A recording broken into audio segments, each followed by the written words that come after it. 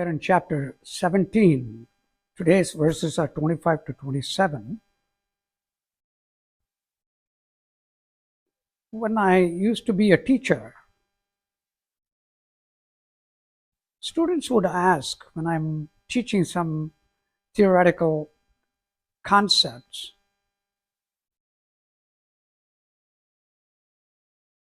to give examples so that they can understand it better. So they would say, can you where can I apply this? Can you give us some analogies or some examples? Sometimes I can do it. If I have thought through it prior to the class. Sometimes I deliberately not do that,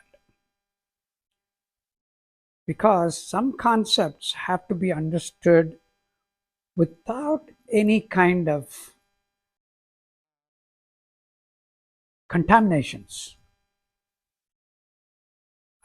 A good example of it just came to mind when I was recently watching something about nuclear disasters. We have a story in our scriptures, Samudra Manthana, I believe, where these asuras and devas are churning the ocean for different things, Amrit especially. But then the toxins come out first. The toxins going to just basically spread all over the world and kill everything. So Shiva decides, this is not good, so let me just absorb everything. So he inhales. And it goes in. Before it gets to his heart and lungs, Parvati intervenes and she says, okay, this has got to stop. So she just puts her hand in the throat enough and constricts the throat enough to capture all of it in a small gland. I called it a gland, but in a small area. Today's radiation, we know, affect the thyroid gland first.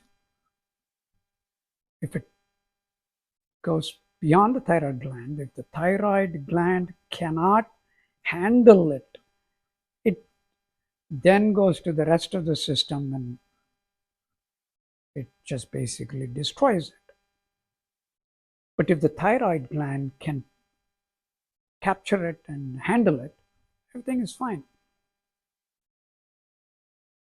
And that thyroid gland, to work better, we give potassium iodide, the color of which also somewhat resembles the toxin that's in Shiva's throat. Why am I saying that? That story, if that happened, it might have been essentially an action in the past of what is coming in the future for us, perhaps.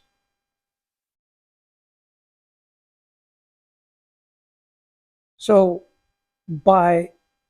if the scriptures had explained it as it is understood now, that there is this thyroid gland and all that scientific business, people 2,000 years ago who had lost it all perhaps wouldn't have understood it. So they told it like a story, an analogy, an example. What happened? I'm just imagining, it's a fantasy. What happened? The story remained, but the actual events have been forgotten. That is the reason why sometimes analogies are not very good. You retain the analogy, but not the actual information. Why the analogy was told is forgotten. Or analogy is so bad, you anyway don't understand anything. So the analogies sometimes are not good to explain some difficult concepts.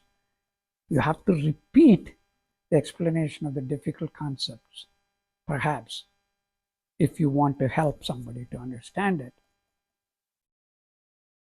Maybe in different ways, step by step. But avoid analogies. That's what I believe are sort of, in an indirect way, emphasized in the verses 25, 26, and 27. Tat and Sat. That's the ultimate reality and ultimate action. So, those are to be understood as they are when performing the sacrifices. So you say Om, Tat, Sat, and with true meaning of it, a true understanding of it, then do the sacrifices to benefit from the sacrifices in such a way that you will attain that enlightenment. That's the ultimate goal. But any other kind of sacrifice, just sitting around around a fire in a yajna and doing this, and your priest asks you to repeat something and you keep repeating it, and you throw something sincerely. All that is good, but then have you understood Om Tat Sat is what these three verses are asking me. I haven't understood those. It is not an easy concept. Maybe one day we will be ready. And that is how I understood 25, 26, and 27.